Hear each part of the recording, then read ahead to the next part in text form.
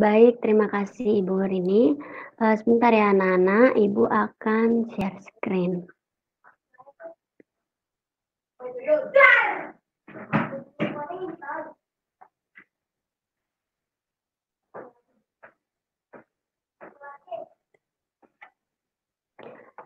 Apakah share screen Ibu sudah terlihat? Sudah. Oke. Oke, terima kasih. Jadi, halo, selamat pagi anak-anak. Selamat pagi, Miss. Selamat pagi. Selamat pagi, Bu. Iya, jadi tadi kita sudah devosi bersama ya, dan pagi hari ini kita akan belajar bersama-sama kembali. Nah, hari ini kita akan belajar mengenai materi baru. Tapi sebelumnya, Ibu mau mengingatkan kembali mengenai peraturan yang sudah tadi Ibu Rini kasih tahu ya. Jadi kalau kalian mau bertanya, kalian bisa chat angka 1, kalau kalian mau ke toilet, kalian bisa chat angka 2, dan kalau kalian mau minum, kalian bisa chat angka 3. Oke, jadi hari ini kita akan mulai materi baru, tapi sebelumnya Ibu mau bertanya. Kalian ingat tidak?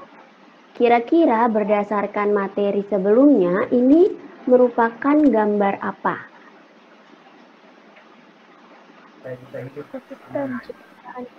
Gambar hewan.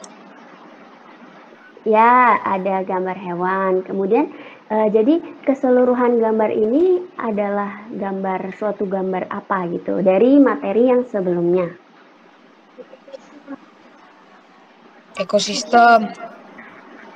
Ya, betul. Ini adalah gambar mengenai ekosistem. Nah, kemudian apa itu ekosistem? Ada yang masih ingat?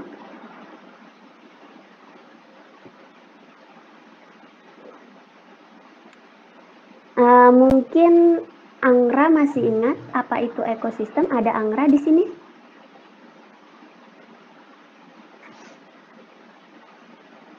Tidak ada, Bu. Oh, tidak ada Angra.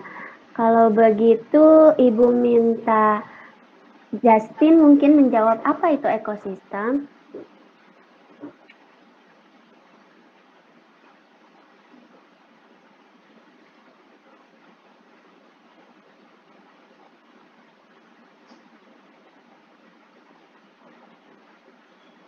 Ayo Justin.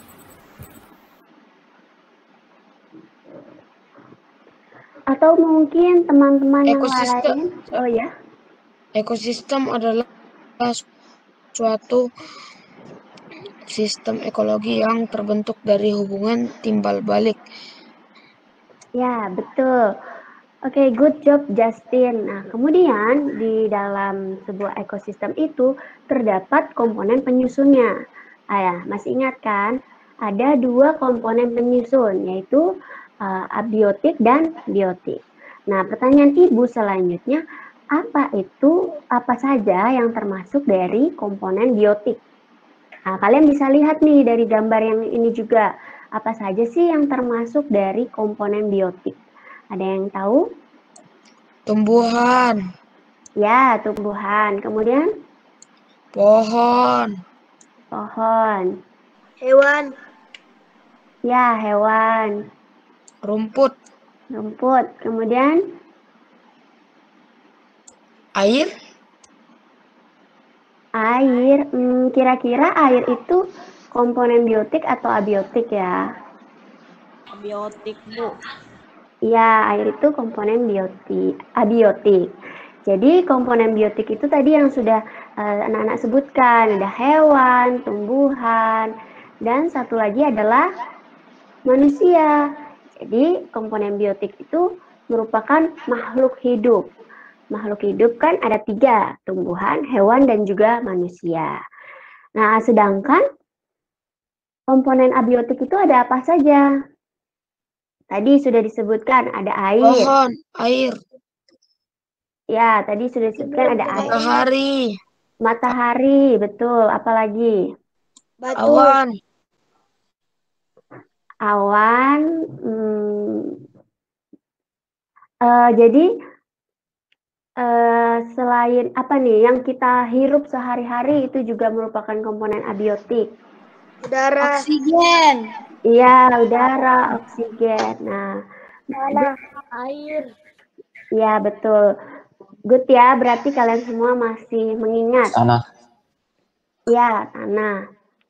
Nah, sekarang yang menjadi pertanyaan Ibu adalah bagaimana cara kita memelihara ekosistem yang sudah Tuhan kasih buat kita? Tidak membuang sampah sembarangan. Good, tidak membuang sampah sembarangan. Kemudian apa lagi? Gotong royong. Gotong royong, good. Apa lagi? Membersihkan sampah di lingkungan kita. Good, benar ya. Jadi itu yang sudah anak-anak sebutkan adalah beberapa contoh tentang memelihara ekosistem. Tapi sebenarnya memelihara ekosistem itu ada banyak sekali caranya ya. Mulai dari cara-cara yang sederhana hingga cara-cara yang mungkin perlu usaha yang lebih gitu. Nah, jika dilihat dari gambar ini, kira-kira ini adalah contoh orang yang sedang memelihara ekosistem atau tidak ya?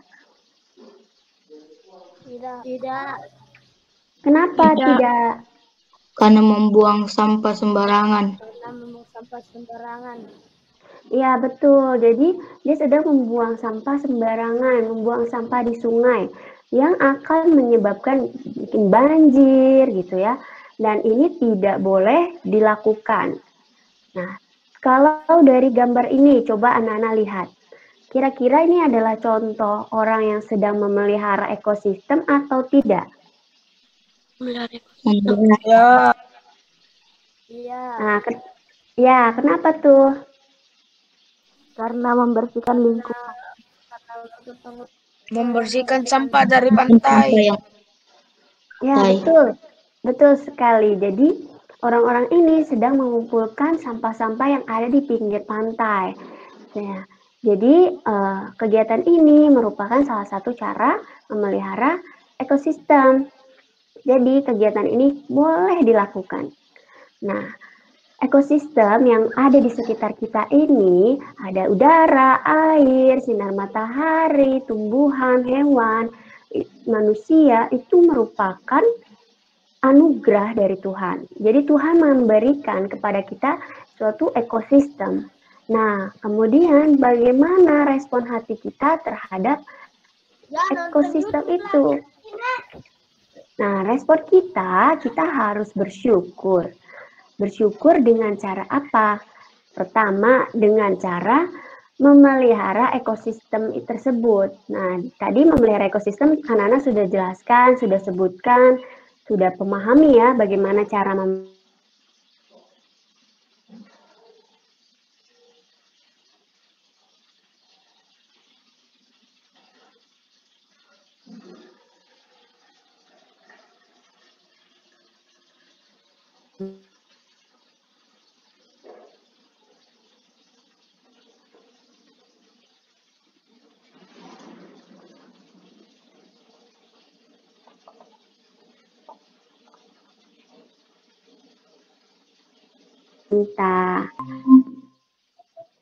Jevon boleh tolong bacakan pantunnya? Ada Jevon di sini?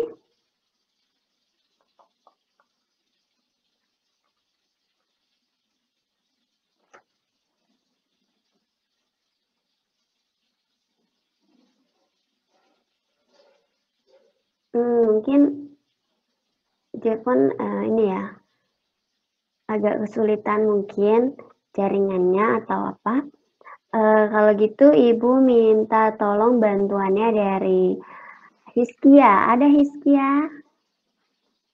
Ada, Bu. Ya, coba boleh tolong dibacakan pantunnya. Kalau ada air yang bersih, tentu boleh kita menggunakannya.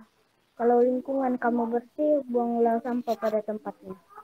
Wih, good ya Hiskia. Nah, anak-anak, dari pantun ini, kira-kira pantun ini itu sudah memenuhi syarat pantun yang benar atau belum ya? Ada yang tahu?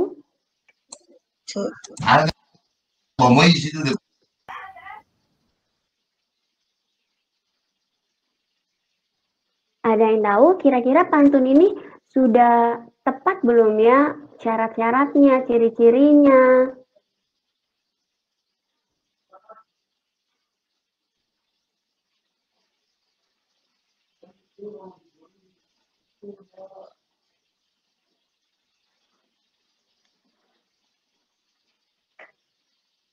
Ayo, ada yang masih ingat tidak?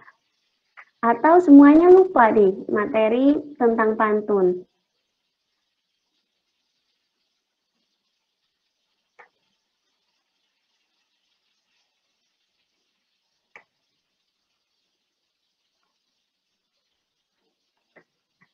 Wah, kayaknya anak-anak lupa ya materi tentang pantun. Nanti bisa dibaca lagi ya materi sebelumnya tentang pantun. Nah, jadi pantun ini adalah pantun yang sudah benar. Kenapa, Bu? Karena pantun ini memiliki lampiran dan isi. Nah, bagian mana yang lampiran? Nah, jadi bagian lampiran itu yang 2 baris di atas. Kalau ada air yang bersih, tentu boleh kita menggunakannya. Kemudian ada juga bagian isi. Isi itu 2 baris di bawah. Ya, yang kalau lingkungan kamu bersih, buanglah sampah pada tempatnya. Nah, ini adalah contoh pantun yang benar. Kemudian, pantun ini juga memiliki ciri-ciri ABAB. Apa yang dimaksud dengan ABAB? Jadi, yang dimaksud dengan ABAB adalah belakangnya ini memiliki huruf yang sama, memiliki nada baca yang sama. Bersih dengan yang kalau lingkungan kamu bersih. Jadi itu memiliki sama, berarti ABAB. A-nya yang H, B-nya yang A. Yang bawah juga begitu. H-nya yang A, A-nya yang B gitu ya. ABAB. Nah, sekarang Ibu mau tanya. Kira-kira dari pantun ini makna apa yang bisa kalian dapatkan? Buang sampah pada tempatnya. Ya, betul. Jadi dari pantun ini kita bisa diingatkan, kita bisa tahu bahwa kalau lingkungan kita mau bersih, kita harus membuang sampah pada tempatnya. Oke, good ya. Nah, kemudian Ibu punya contoh pantun yang kedua. Coba Ibu minta tolong. Saya Vito. Oh iya, boleh, silakan. Kalau ada air yang bersih, tentu kita boleh menggunakannya. Kalau lingkungan kamu bersih, buanglah sampah pada tempatnya.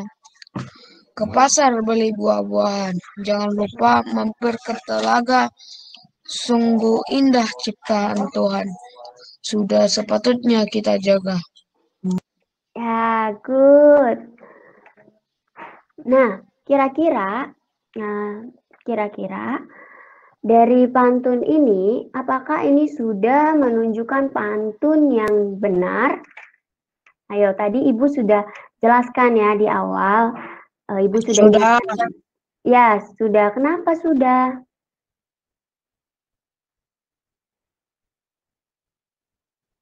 Karena sudah memenuhi syarat pantun. Ya, apa saja tadi syarat pantunnya?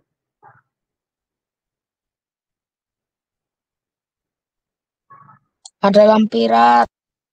Ada lampiran, kemudian Rima ABAB. Rima ABAB, oke, good. Nah, jadi dari pantun yang kedua ini, ada yang bisa kasih tahu apa makna yang bisa kita ambil dari pantun yang kedua ini? Ciptaan Tuhan harus kita jaga. Ya, good, betul sekali. Jadi, ciptaan Tuhan ini kan sungguh amat baik ya. Di Alkitab juga dikatakan Tuhan menciptakan segala sesuatunya sangat baik. Jadi, sudah sepatutnya kita jaga, kita melestarikannya. Oke, good. Nah, hari ini kita akan belajar mengenai materi baru yaitu surat undangan. Apa saja yang akan kita pelajari? Jadi, tujuan pembelajaran kita hari ini yaitu kita akan memahami pengertian dari surat undangan. Kita akan memahami ciri-ciri surat undangan. Kita akan memahami komponen-komponen apa saja yang ada di dalam surat undangan. Dan tentunya nanti kita akan membuat surat undangan dengan menggunakan kalimat yang efektif. Jadi kita akan masuk ke dalam surat undangan. Namun sebelum masuk ke surat undangan, Ibu mau mengingatkan kembali mengenai materi kalian yang sudah pernah kalian pelajari, yaitu tentang SPOK. Ada yang masih ingat apa itu S, apa itu P, apa itu O, dan apa itu K? Saya, Bu. Ya, boleh silakan. Kalau S subjek, P predikat, O objek, K keterangan. Oke, good. Kita periksa bersama-sama ya. Tadi S adalah subjek, betul ya, good. Kemudian P adalah predikat, betul. Kemudian O itu adalah objek dan K adalah keterangan. Oke, good ya. Kalian masih mengingat materi SPOK ini karena SPOK ini sangat sering ya digunakan di dalam pembahasan kita, dalam kita membuat surat undangan nanti, dalam kita membuat hal-hal lain yang resmi gitu ya. Nah, kemudian Ibu mau tanya juga. Ibu mau mengingatkan kembali, jadi S adalah subjek. Subjek ini biasanya adalah pokok kalimat atau pelaku utamanya. Nah, biasanya subjek ini berupa kata benda. Ya. Kemudian P adalah predikat, ini yang biasanya menjelaskan subjek tadi.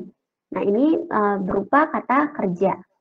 Kemudian O itu adalah objek, ini biasanya memberikan keterangan mengenai predikat yang tadi. Dan ini kira-kira siapa? Siapa yang menerima perlakuan itu? Pihak yang menerima perlakuan itu gitu. Nah, ini biasanya berupa kata benda. Kemudian kalau keterangan itu ini sebagai penjelas gitu ya. Penjelas maksudnya dia bisa menjelaskan waktunya kapan, tempatnya di mana. Nah, untuk keterangan ini itu biasanya bisa terletak pada awal, tengah ataupun akhir kalimat. Nah, jadi anak-anak boleh ingat lagi materi tentang SPOK ini karena ini akan berguna untuk kedepannya untuk materi-materi selanjutnya. Nah, karena kita sudah mengulang nih materi tentang SPOK, coba Ibu mau tanya dulu. Ibu punya satu contoh kalimat, yaitu Ibu membeli sayur-sayuran dari tukang sayur langganannya. Kira-kira yang mana yang merupakan subjek? Sayur-sayuran. Jadi yang merupakan subjek itu sayur-sayuran atau ibu? Tadi ada yang menjawab sayur-sayuran, ada yang menjawab ibu. Sayur-sayuran. Sayur-sayuran, oke. Kita periksa bersama ya. Jadi yang menjadi subjek adalah ibu, bukan sayur-sayuran. Kenapa? Karena tadi di penjelasan sebelumnya, subjek adalah pokok kalimat atau pelaku utama gitu ya. Nah, di kalimat ini yang menjadi pelaku utama adalah yang menjadi istilahnya tokoh utama gitu. Itu adalah ibu, karena ibu yang membeli sayur-sayuran dari tukang sayur langganannya gitu. Nah, mengerti?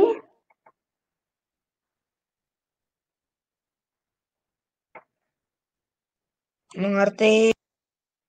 Oke, kemudian tadi subjek sudah, kemudian yang mana yang merupakan predikat?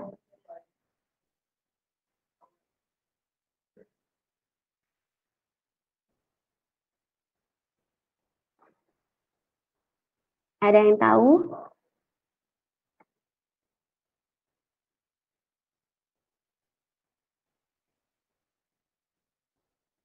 Wah, ya. Yang mana yang merupakan predikat? Tukang sayur. Tukang sayur. Membeli. Ya, jawabannya itu predikat itu membeli ya. Kenapa bukan tukang sayur? Nah, karena predikat itu tadi adalah menjelaskan subjek dan berupa kata kerja ya. Nah, jadi kalau subjeknya adalah ibu, maka predikatnya adalah membeli. Karena ini menjelaskan dari subjek. Berarti siapa yang membeli? Ibu ngapain gitu kan. Jadi ibu membeli. Nah, kemudian yang merupakan objek yang mana? Sayur-sayuran. Ya, betul, sayur-sayuran. Ini menjelaskan si predikat tadi. Jadi, ibu membeli apa gitu ya. Ibu membeli apa? Nah, jadi ditambahkan sayur-sayuran. Ibu membeli sayur-sayuran. Nah, kemudian yang terakhir ini adalah keterangan. Karena dia menjelaskan tempat di mana ibu membeli sayur-sayuran. Nah, jadi setelah seperti ini, kalimat ini sudah menjadi kalimat yang efektif karena sudah ada SPOK. Subjeknya ibu, predikatnya membeli, sayur-sayurannya adalah objek, kemudian keterangannya adalah dari tukang sayur langganannya. Oke, sampai sini paham anak-anak? Paham. Paham. Yang lain paham? Paham ya. Oke, kalau sudah paham, coba ibu mau coba sekali lagi. Ibu punya kalimat lagi, yaitu Bibi memasak gulai ikan kakap di dapur rumahku. Kira-kira yang mana yang subjek? Bibi. Bibi, betul sekali ya. Subjeknya adalah Bibi. Kemudian predikatnya adalah Memasak. Memasak. Memasak. Oke, good. Kemudian objeknya itu adalah Gulai ikan kakak. Gulai ikan. ya, betul. Dan yang terakhir adalah keterangan. Di dapur rumahku. Ya, good. Nah, kalian sudah mulai mengingat lagi ya materi-materi tentang SPOK ini. Untuk lebih memastikan lagi, Ibu punya satu lagi kalimat. Ayah mencuci mobil di halaman rumah. Jadi subjeknya adalah ayah. Betul. Kalau predikat? Mencuci. Mencuci, betul. Dan objeknya adalah? Mobil. Oke, good. Dan keterangannya? Di halaman rumah. Oke, good semuanya. Kalian sudah mengingat dan memahami ya mengenai materi SPOK, ekosistem, dan hidrologi juga kalian sudah pelajari, pantun juga kalian sudah pelajari ya. Itu kalian ingat dan kalian bisa baca-baca lagi nanti di buku paketnya. Nah, sekarang kita akan masuk ke materi baru mengenai kalimat efektif pada surat undangan yang akan diajarkan oleh Ibu Valen. Iya, halo semua. Halo, Bu. Halo, Bu. Iya, sebelum kita masuk ke materi selanjutnya, sekarang Ibu mau nanya dulu nih, suara Ibu terdengar jelas kan? Dengar jelas, Bu. Kedengaran, Bu. Kedengaran jelas. Kedengaran. Terima kasih. Nah, sebelumnya kan udah belajar SPOK nih, sama udah mereview pembelajaran SPOK bareng Ibu Yuli. Nah, di SPOK itu tuh kalau kalian perhatiin nih, kalau udah membentuk satu SPOK, itu berarti sudah membentuk satu kalimat efektif. Terdapat subjek, predikat, objek, dan satu lagi apa? Keterangan. Nah, sekarang Ibu mau jelasin mengenai kalimat efektif itu apa. Nah, kalimat efektif itu kalimat atau susunan kata-kata yang sesuai dengan kaidah bahasa yang baik dan dengan memperhatikan ejaan, tanda baca, dan penulisan huruf kapital sehingga mudah dipahami. Jadi kan yang SPOK kan sebenarnya baru satu kalimat, jadi belum terlalu jelas untuk dikatakan sebagai kalimat efektif. Nah, ada nih ciri-ciri kalian bisa itu termasuk bisa memasukkan kalimat itu tuh termasuk kalimat efektif atau tidak. Nah, ciri-cirinya itu ada yang pertama itu coba ada Ibet nggak di sini, Ibet? Coba Ibet bantu Ibu Valen untuk baca.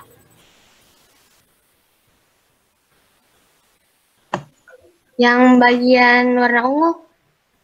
Yang syarat kalimat efektif. Oke. Syarat kalimat efektif. 1. Mudah dipahami pendengar atau pembaca. Yang kedua, tidak menimbulkan kesalahpahaman mengenai maksud kalimat yang ditulis atau tidak ambigu. Yang ketiga, menyampaikan pemikiran penulis yang tepat. Keempat, sesuai ejaan bahasa Indonesia. Nah, jadi ini syarat-syarat nih kalau kalimat itu tuh dikatakan kalimat efektif. Jadi harus mudah dipahami sama pendengar atau pembacanya. Yang kedua, tidak menimbulkan kesalahpahaman nih. Jadi si pembaca ini tidak bingung sama arti maksud dari kalimat tersebut itu apa. Terus yang ketiga, menyampaikan pemikiran penulis dengan tepat. Nah, yang terakhir, harus sesuai dengan ejaan bahasa Indonesia. Dan sampai sini ada pertanyaan?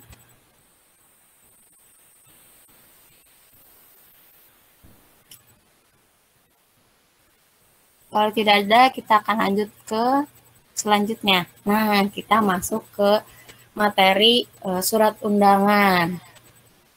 Dari Ibu udah jelasin mengenai kalimat efektif ya. Nah, di surat undangan juga harus menggunakan kalimat yang efektif. Karena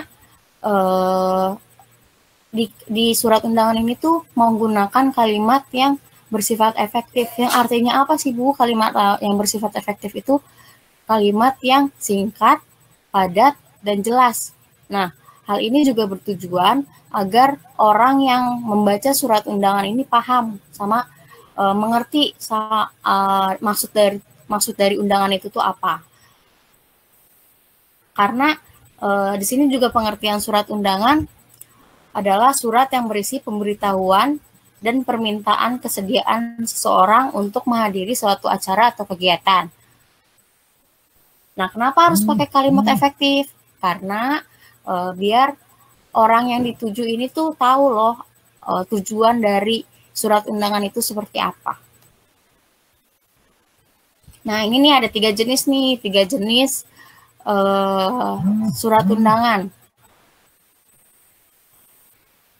Coba siapa ya yang belum ngomong tadi ya? Lionel deh, Lionel. Sebutin 3 jenis undangan nih. Ada apa aja? Undangan resmi, undangan setengah resmi, undangan tidak resmi. Iya, betul sekali. Terima kasih, Lionel.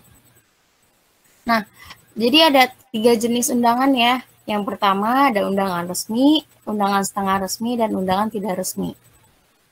Nah, kita bakal masuk nih ke materi mengenai undangan resmi.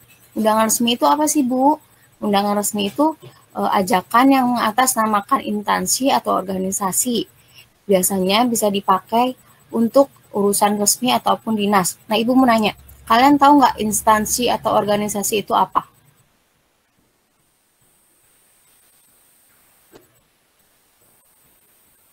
Sedang tahu nggak?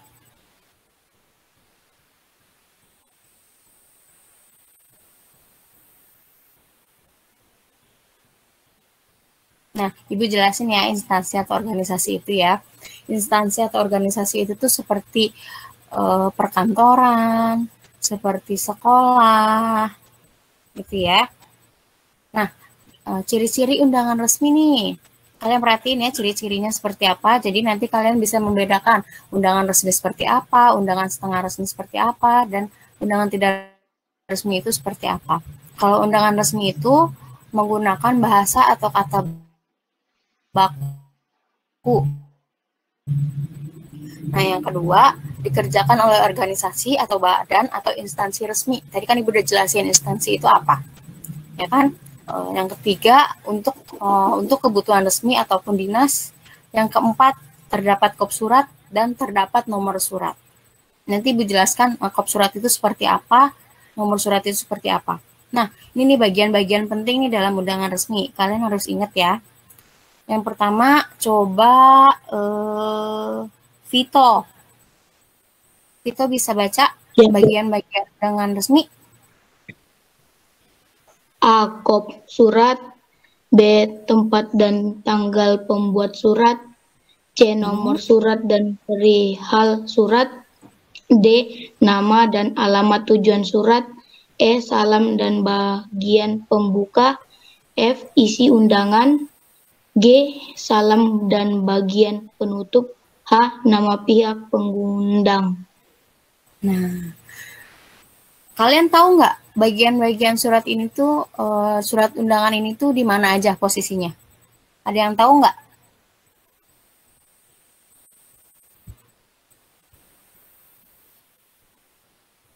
Belum tahu ya? Ya, kita belajar ya. Next. Nah, tadi yang pertama ada kop surat. Kira-kira kop suratnya ada di bagian mana ya?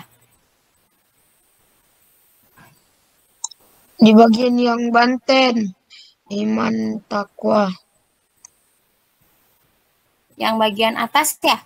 Yang ada logonya, terus ada tulisan pemerintahan Provinsi Banten. Coba kita lihat benar apa enggak ya. Nah, iya betul sekali. Tadi siapa yang jawab ya? Saya, Bu. Oke, terima kasih. Benar, kop surat itu terdapat di bagian atas. Jadi, kop surat itu yang instansi yang mengirim suratnya, perusahaan yang mengirim suratnya. Nah, yang kedua,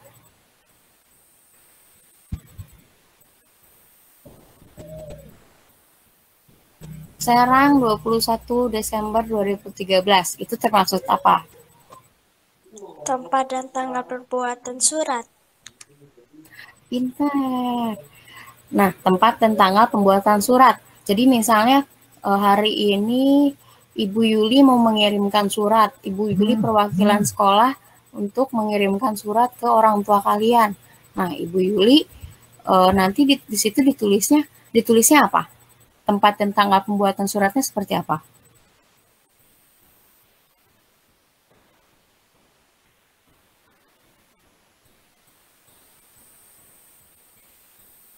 Yang tahu nggak? Kalau Ibu Yuli hari ini di Palopo nih disuruh sama kepala sekolah buat kirim surat ke orang tua kalian. Tempat dan tanggal pembuatan suratnya seperti apa?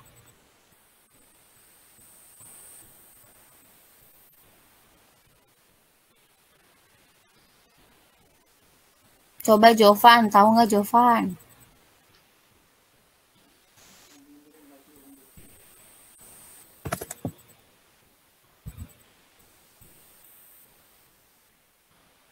Jovan tahu tidak seperti apa nanti tulisannya? Kalau Ibu Yuli nanti kirim ke surat ke orang tua kalian hari ini.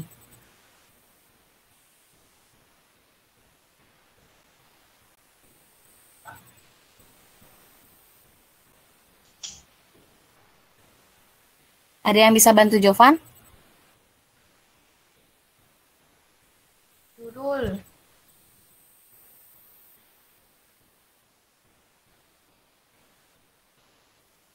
Nah, nanti kalau Ibu Yuli Ibu jawab ya. Nanti kalau Ibu Yuli bikin surat nih dari Palopo untuk apa? Untuk orang tua kalian nih hari ini, nanti tulisannya Palopo 19 April 2021. Seperti itu ya. Nah, kita lanjut ke selanjutnya.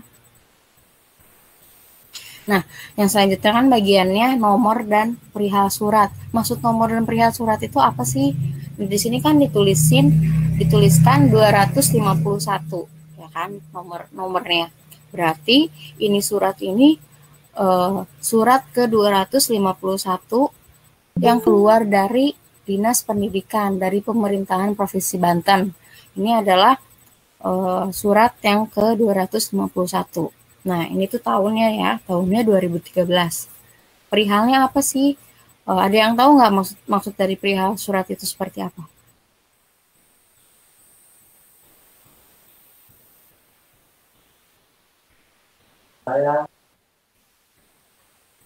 Boleh? Siapa?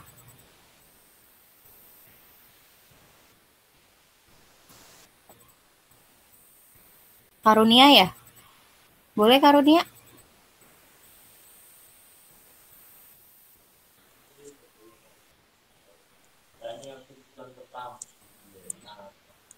Nama dan alamat tujuan surat. Bukan, maksud dari perihal surat itu seperti apa, tahu nggak?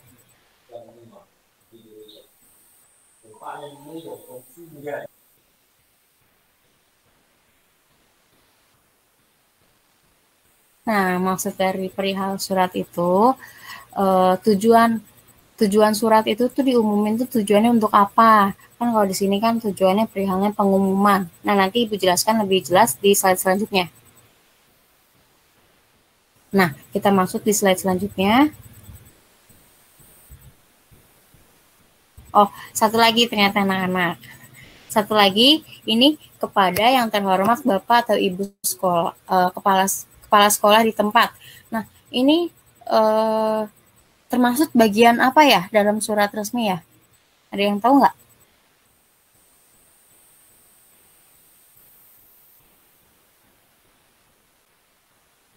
Bagian apa?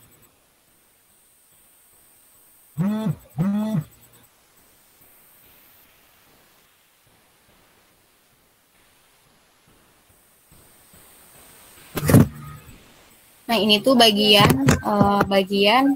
dari tujuan dan nama. Jadi nama dan alamat tujuan surat. Jadi ini surat itu ditujukan untuk siapa? Next. Nah, kita masuk ke tadi mungkin ada yang kurang jelas mengenai perihal surat ya. Nanti Ibu jelaskan perihal surat itu maksudnya apa. Nah, di sini kita masuk ke bagian selanjutnya, bagian mengenai salam dan bagian pembuka. Nah, Ibu mau nanya nih, bagian salamnya itu yang mana sih? Ada yang tahu nggak?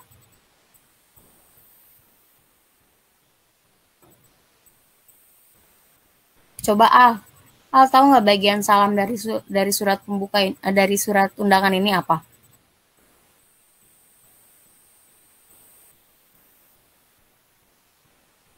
Yang mana, Bu?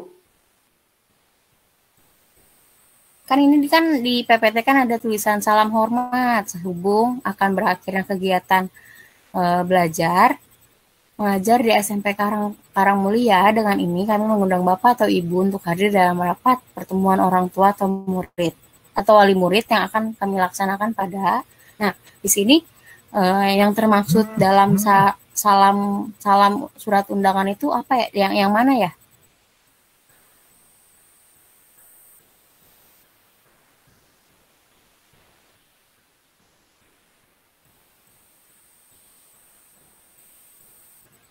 Tahu nggak, Al? Yes, itu bagian salam dan pembuka, Bu. Iya, berarti yang salam hormat itu termasuk dalam salam dan bagian pembukanya ya. Ya, betul. Nah, terus bagian selanjutnya itu tentang isi surat. Isi suratnya itu bagian yang hari atau tanggal ya. Yang Sabtu 16 Mei 2015. Nah, sekarang Ibu jelasin mengenai perihal yang tadi. Maksud dari perihal suratnya itu tuh tujuannya apa? Tujuannya itu untuk, kalau dari surat ini, tujuannya untuk mengundang bapak atau ibu ya, bapak atau ibu untuk hadir dalam rapat pertemuan orang tua.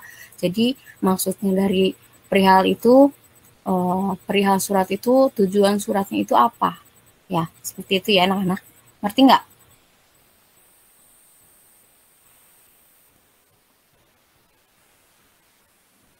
Ada yang mau Tidak. ditanyain nggak ini? Nggak mengerti, Bu. Kenapa? Tidak mengerti, Kak. Tidak mengertinya bagian yang mana? Yang kan ya coba yang lampiran yang tadi, Bu. Yang slide selanjutnya coba ya.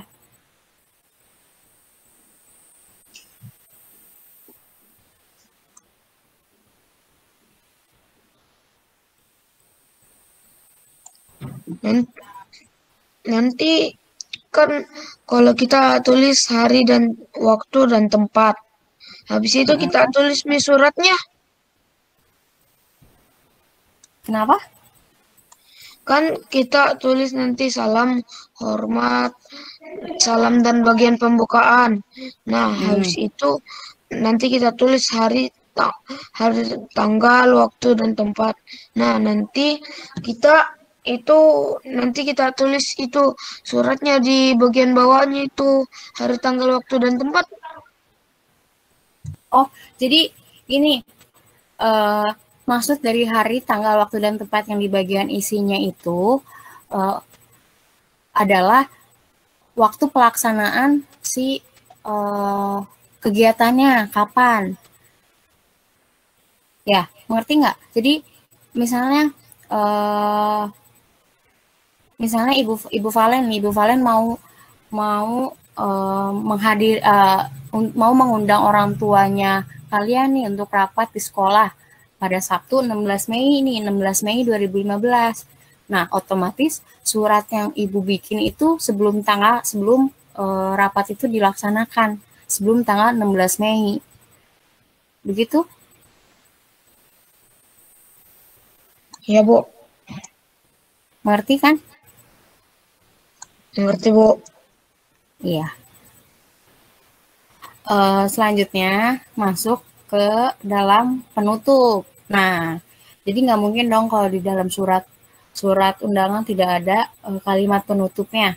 Masa langsung ke bagian yang pengirimnya kan tidak memenuhi syarat dalam surat undangan. Jadi harus ada kata-kata penutupnya. Nah, selanjutnya kita masuk ke bagian selanjutnya. Yang terakhir itu ada nama dan pengirim surat, nama dari pihak pengirim surat. Nah, jadi ini yang ngirim surat ini tuh nanti kepala sekolah. Nah, kalau tadi Ibu Yuli nih, nanti Ibu Yuli perwakilan dari kepala sekolah untuk ngirimin surat undangan ke orang tua kalian, nanti yang di bawahnya nama Ibu Yuli. Gitu. Nah, kita masuk ke bagian yang kedua. Sebelumnya di yang undangan resmi ada yang kebingungan nggak?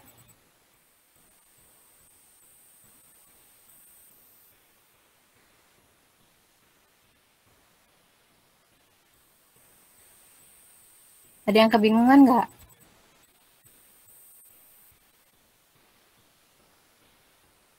Udah ngerti semua ya? Nah,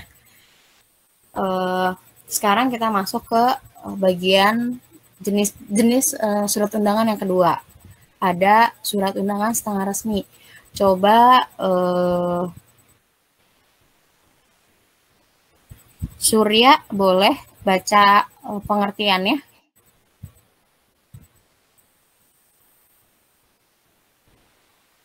Ada Surya?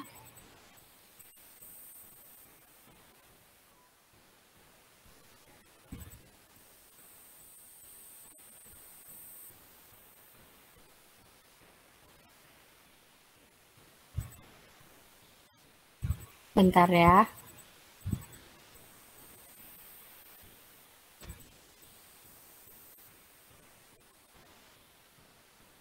Sebelumnya nih ada yang mau nanya nggak tentang surat undangan resmi sebelum kita masuk ke surat undangan setengah resmi? Tidak. Tidak ada ya? Oke, kita masuk ke yang bagian undangan setengah resmi ya. Coba deh, tadi kan Surya nggak ada ya.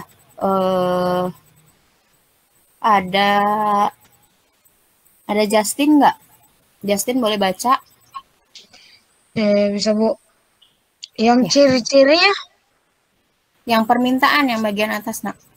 Permintaan yang mengatasnamakan perorangan dan ditunjukkan ke perorangan maupun instansi atau organisasi. Nah, ya, jadi bedanya sama undangan resmi itu tadi apa ya? Tadi yang undangan resmi apa?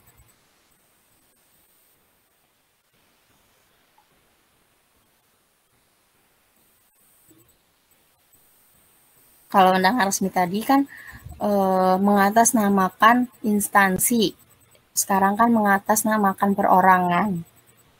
Ya, jadi bedanya itu.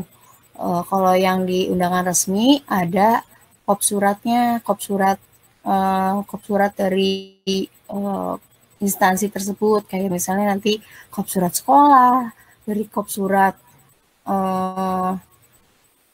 perusahaan gitu ya. Nah, ini ditujukan kepada perorangan maupun instansi atau organisasi. Nah, ada nih ciri-cirinya. Nanti kalian bisa tahu nih perbedaan secara signifikan, perbedaan dari undangan resmi maupun undangan setengah resmi itu apa. Nah, ciri-ciri undangan setengah resmi itu menggunakan bahasa baku atau kata baku sama ya tadi ya, sama yang undangan resmi, terus mewakili kelompok atau perseorangan kepada kelompok. Terus untuk kebutuhan setengah resmi. Nah, ini nih yang membedakan undangan setengah resmi dengan undangan resmi. Tidak ada nomor surat. Tadi kan di yang undangan resmi kan ada nomor suratnya ya. Ya kan? Yang surat ke-251 itu menunjukkan surat yang keberapa nih? Surat itu tuh keluar dari perusahaan tersebut. Next. Nah, ini contoh-contohnya nih. Contoh-contoh undangan setengah resmi. Ada undangan Karang Taruna. Karang Taruna itu seperti organisasi yang di lingkungan rumah. Nah, itu namanya Karang Taruna. Terus ada undangan arisan keluarga, ada undangan rapat keluarga, dan ada undangan rapat lingkungan. Itu termasuk dalam contoh-contoh undangan setengah resmi. Nah, sekarang kita, sebelumnya, ada yang mau tanya nggak tentang undangan setengah resmi itu?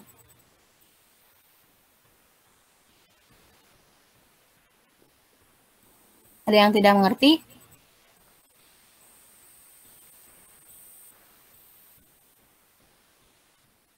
Ngerti ya? Nanti kalau Ibu tanya, harus jawab ya. Oke, kita masuk ke bagian selanjutnya, jenis-jenis surat undangan yang terakhir. Ada undangan tidak resmi. Nah, pengertiannya itu adalah, ada yang mau baca nggak? Siapa yang mau baca? Ciri-cirinya atau pengertiannya? Pengertiannya. Saya, Bu. Oke, boleh Justin. Pengertian. Undangan atas nama perorangan dan ditunjukkan kepada perorangan.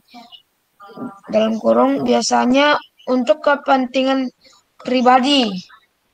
Nah, udah jelas nih di sini nih yang membedakan, ya kan? Udah jelas ya yang membedakan itu apa? Kan tadi kalau misalnya undangan resmi, kalau undangan resmi kan undangan atas nama instansi. Nah, kalau ini kan undangan atas nama perorangan.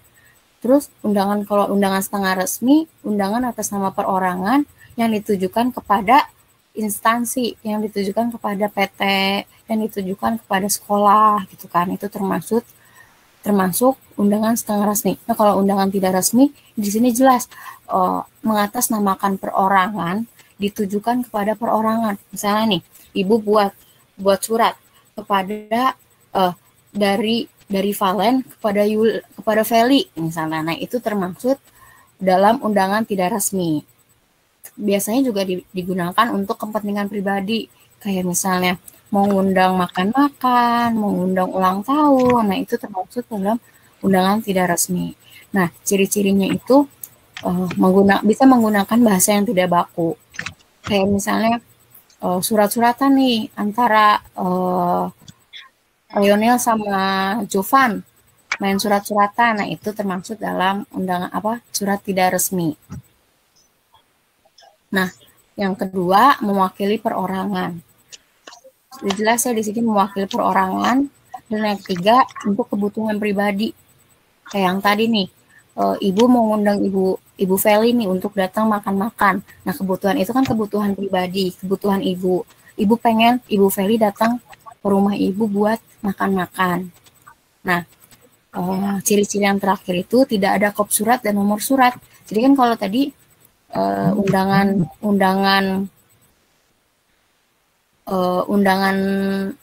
kalau undangan resmi ada kop suratnya, ya kan? Ada kop surat, ada nomor surat. Nah, kalau undangan setengah resmi tidak ada nomor surat. Nah, seru ini seru. Seru. Saya satu baca.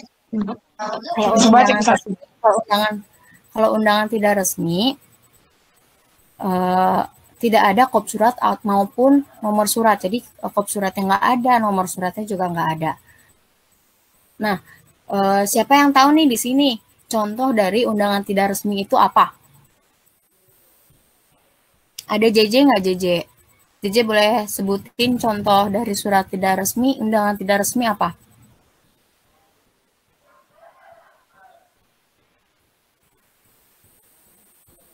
Kalau nggak bisa nyalain mikrofonnya, boleh di chat contoh dari undangan tidak resmi.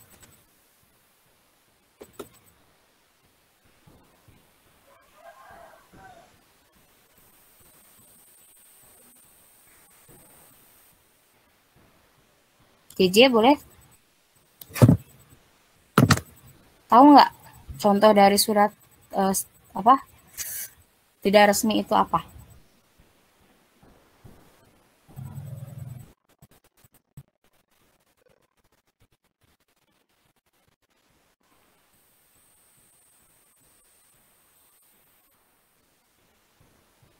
Iya, ciri-cirinya tidak ada kop suratnya ya.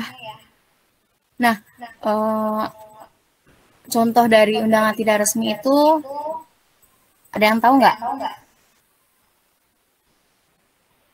Tuh Ibu kasih bocoran tuh tadi tuh. Ada yang tahu nggak?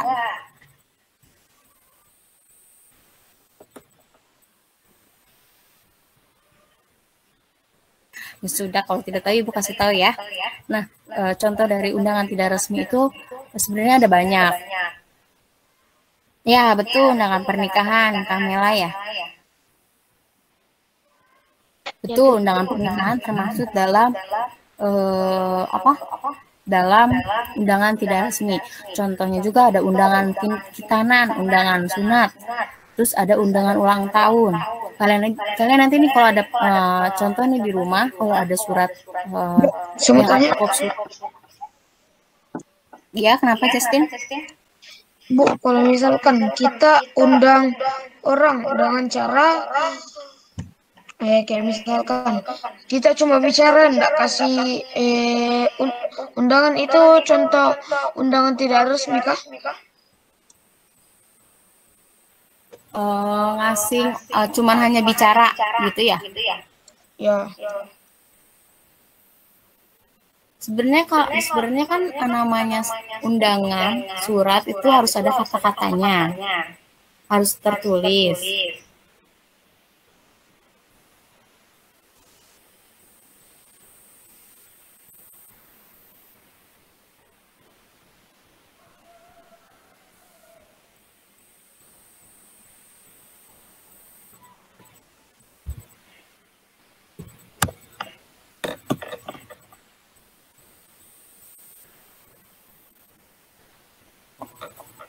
Ya, ngerti nggak? Jadi harus apa? harus tertulis sebenarnya kalau namanya undangan atau surat. Jadi nggak bisa, kan ini undangan ini termaksud dalam surat kan. Surat itu harus ada kalimat. Nah, tapi kalau misalnya Justin melakukan conversation, melakukan percakapan melalui chat nih, chat WhatsApp, itu bisa dikatakan seperti dikatakan undangan. Itu berarti kalau dari chat WhatsApp berarti termasuk dalam contoh undangan tidak resmi karena tidak ada kop surat ataupun nomor surat. Ya, sudah mengerti Justin? Oh ya Bu, sudah Bu. Ya. Ada pertanyaan nggak yang lain?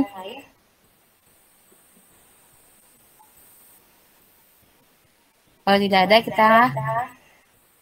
kalau nggak ada nih ibu yang nanya nih nanti nih. Serius ya, nggak ada ya? Ya sudah, Ibu Feli boleh nih tanya-tanya Ibu. Sepertinya anak-anaknya sudah mengerti semua. Terima kasih anak-anak. Ya, wah hari ini. Mohon maaf Bu Valen, suara saya kedengaran. Ya Terdengar Ibu. Ya, hari ini kita sudah banyak belajar ya, dari mulai devosi sampai Ibu Yuli tadi mereview tentang ekosistem, tentang tentang surat, tentang pantun dan bagaimana tanggung jawab kita sebagai warga negara untuk menjaga lingkungan kita agar tetap bersih ya. Dan juga kita sudah mendengar penjelasan materi dari Ibu Valen. Coba apa saja ya yang sudah kita pelajari anak-anak, yang sudah kita pelajari dan sudah dijelaskan oleh Ibu Valen tadi. Gio boleh bantu jawab, Gio? Ada Gio di sini?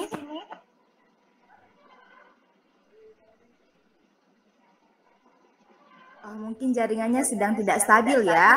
Oke, Ibu tunjuk Niva. Ada Niva?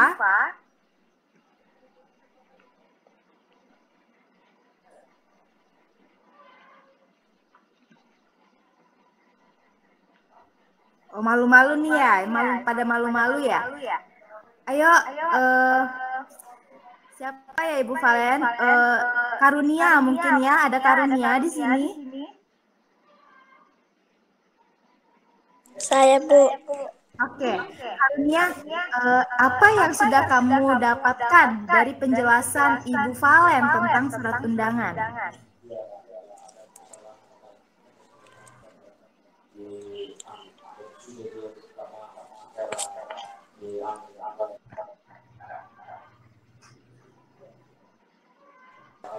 Tentang jenis-jenis surat. Ya, bagus sekali ya. Ada lagi yang mau membagikan apa yang sudah didapatkan dari Ibu Valen? Saya sudah mengetahui tentang bagaimana cara membuat surat yang resmi, tidak resmi, dan setengah resmi. Oke, makasih. Thank you ya, Justin. Good job. Ada lagi?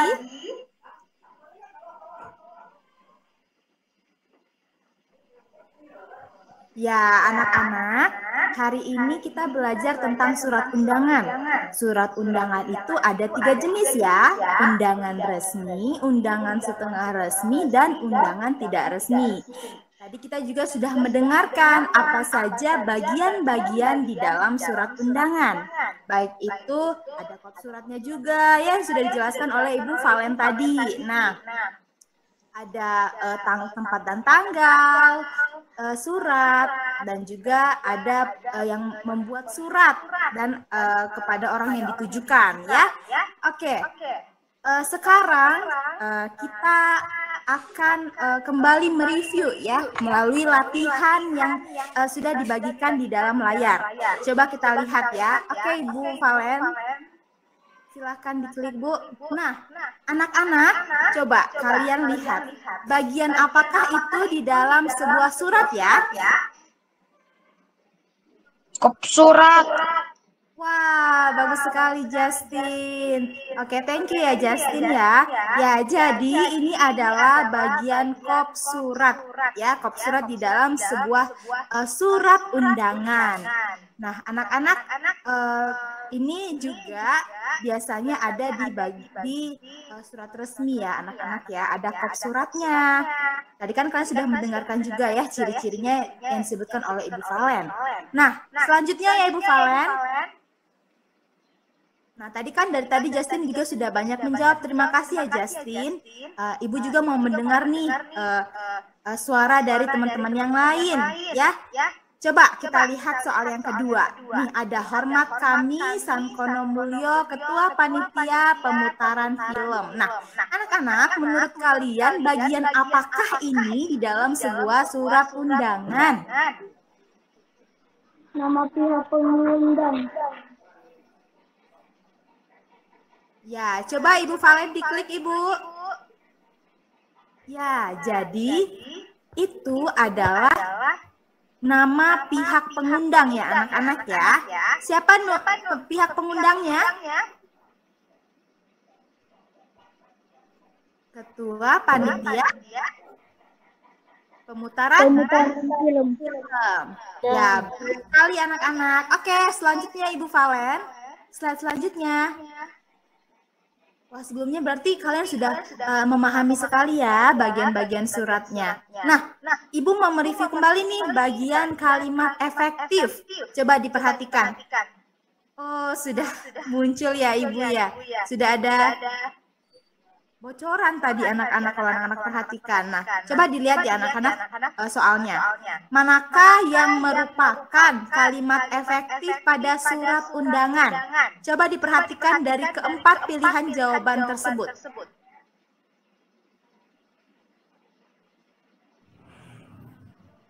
Ada yang bisa menjawab? Ayo anak-anak.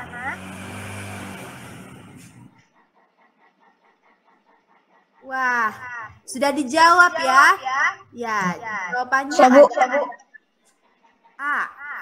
Kenapa B, C, dan D itu salah anak-anak? Ada yang bisa bantu Ibu menjelaskan kenapa B, C, dan D itu salah? Karena tidak baku. Ya, bagian mana kira-kira yang tidak baku ya? Kalau yang D yang diucapkan beribu-ribu. Ya, nah anak-anak selain itu kita bisa melihat ya di bagian B, bagian C, dan bagian D itu ada kalimat yang berulang ya. Sedangkan ini adalah kita diminta untuk membuat kalimat efektif ya. Oke, lanjut Ibu Valen. Nah, coba diperhatikan ini anak-anak. Perhatikan surat undangan di bawah ini. Boleh bantu Ibu membaca?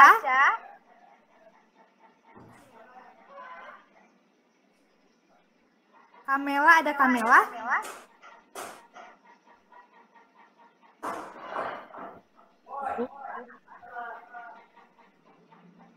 Oh, atau Ibet, ada Ibet? Ada, Bu.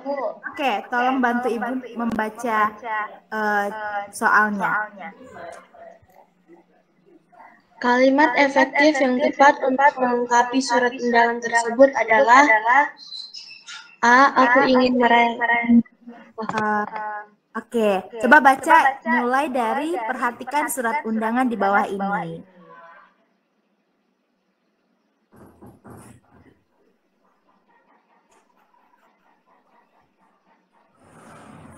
Halo, Ibet. Ya, Bu. Baca, ya Ibu minta tolong dibaca dari mulai ininya. Perhatikan surat undangan di bawah ini. Oke, Bu. Perhatikan surat undangan di bawah ini. Hari aku berulang tahun yang ke-12, ... Pesta ulang tahun akan diadakan pada hari Jumat 6 Januari 2014, pukul 4 sore. Pesta ulang tahun diadakan di rumahku. Aku menunggu kehadiran teman-teman.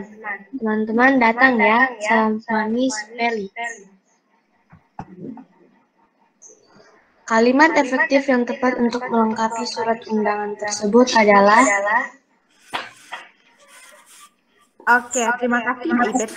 Oke, anak-anak, menurut kalian kalimat efektif yang tepat untuk melengkapi surat undangan tersebut adalah apa ya? B. Apa anak-anak? B, Bu. Coba kita baca. Aku akan mengadakan pesta ulang tahun bersama semua teman-teman sekalian. Kira-kira itu sudah kalimat efektif apa belum ya?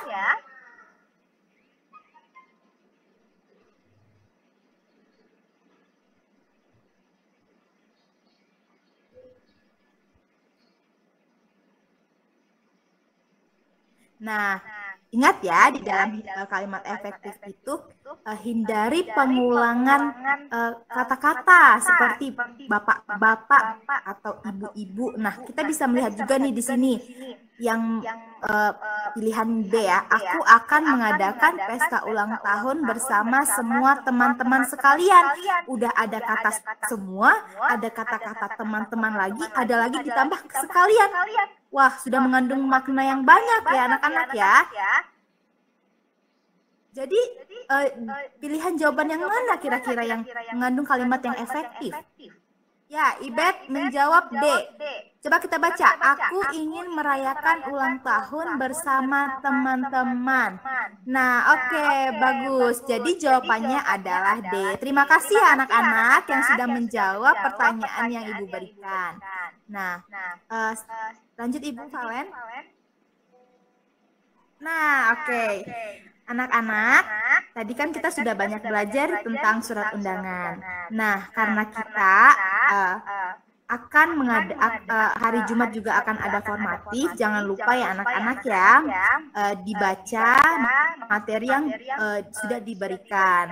Dan anak-anak, kita juga ada latihan, ada mengerjakan tugas hari ini, yakni latihan 5. Yang dimana latihan 5 ini nantinya akan kalian kumpulkan pada saat kalian melaksanakan formatif. Nah, di dalam formatif nanti kalian akan disuruh memposting surat undangan yang sudah kalian buat. Nah, sehingga Ibu harap kalian sudah menyelesaikan surat undangan itu sebelum formatif dilaksanakan, sehingga kalian bisa langsung mengupload fotonya, ya. Dibaca-baca kembali. Jika ada yang kurang paham tentang materi yang kalian baca, kalian bisa bertanya ya. Dan juga anak-anak, kalian akan mengerjakan latihan 5. Nih, Ibu Valen bisa dibesarkan lagi, Bu. Nah, nih anak-anak, ini tugas yang akan kalian kerjakan setelah ini ya.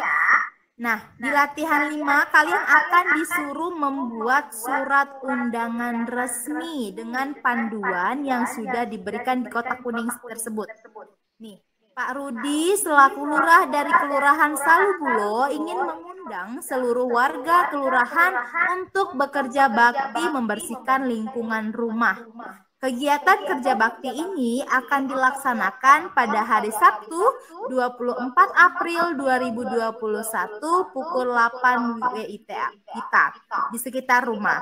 Tujuan dari kerja bakti adalah untuk membersihkan lingkungan sekitar secara bergotong royong. Oleh karena itu, Pak Rudi akan membuat surat undangan resmi kepada seluruh warga Kelurahan Salubulo. Nah, anak-anak, kalian akan membuat surat undangan resmi dan kalian juga bisa memperhatikan rubrik penilaiannya ya. Nih, coba dilihat rubriknya. Kalian akan membuat surat undangan tersebut dengan memperhatikan kelengkapan bagian surat undangan. Ada kop surat, ada tempat dan tanggal pembuatan surat, ada nomor surat dan perihal surat, ada nama dan alamat tujuan, ada salam dan bagian pembuka, ada isi undangan, salam dan bagian penutup, serta nama pihak pengundang. Nah, sebelum kalian membuat surat undangan, kalian harus membaca dulu ya rubrik yang diminta ya. Dan juga anak-anak, kalian juga bisa kembali membaca buku kalian di tematik 7 halaman 151, di mana di situ sudah dijelaskan bagaimana membuat surat ya. Ada yang ingin ditanyakan anak-anak?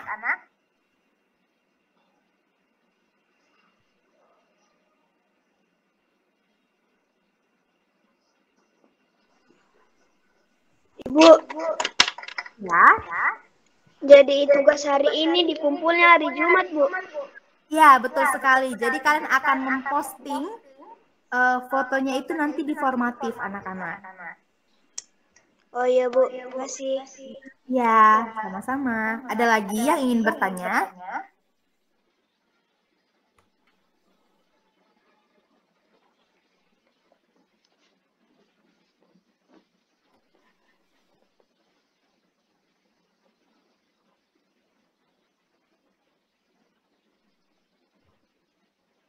Ibu hitung sampai 3 ya. 1, 2,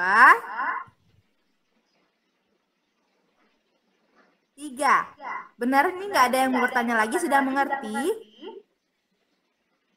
Oh, jadi surat undangannya itu nih. Nanti ini kalian bisa lihat juga ya di Google Classroom, karena ini akan diposting ya anak-anak.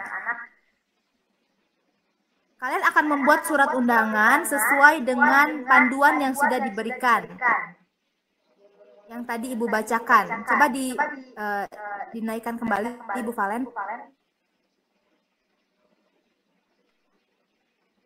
Ya, bentar ya Ibu Mel. Ya.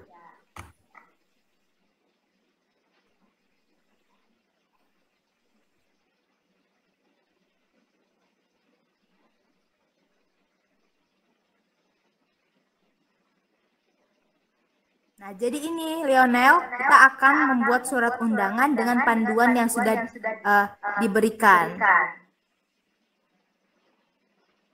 Mengerti? Ini panduannya ya, Pak Rudi selaku lurah dari Kelurahan Salubulo sampai kepada nih. Yuk kita bantu Pak Rudi untuk membuat surat undangannya. Ini undangan resmi ya anak-anak ya.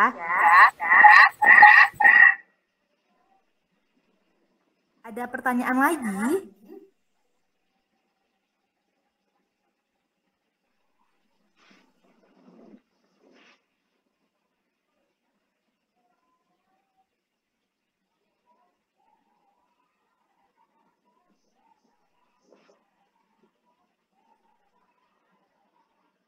Bu Valen ya?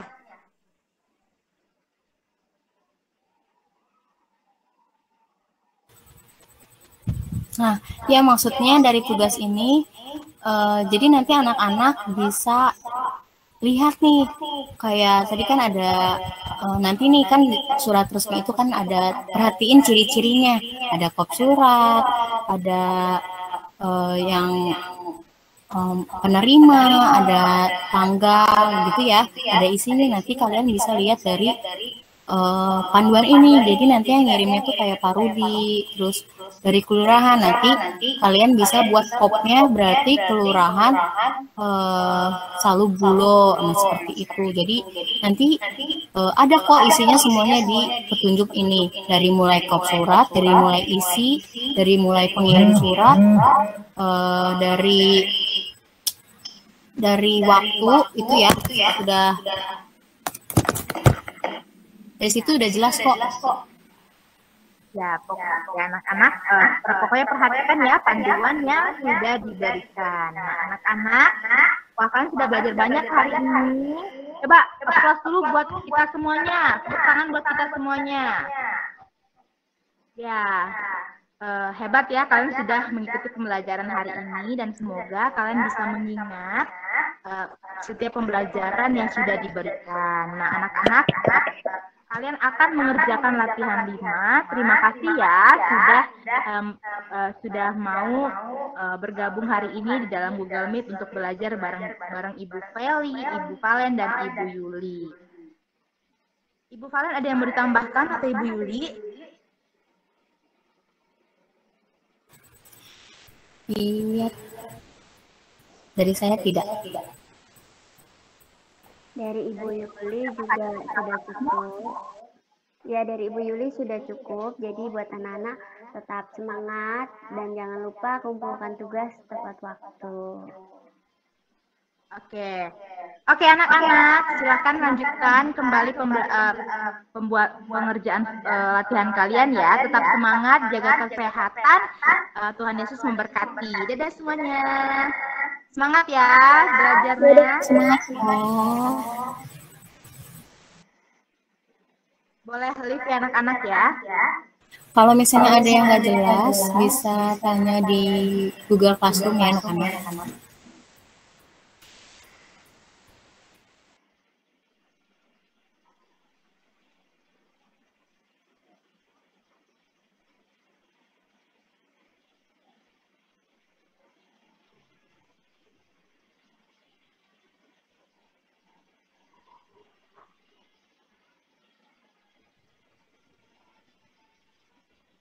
Bye-bye.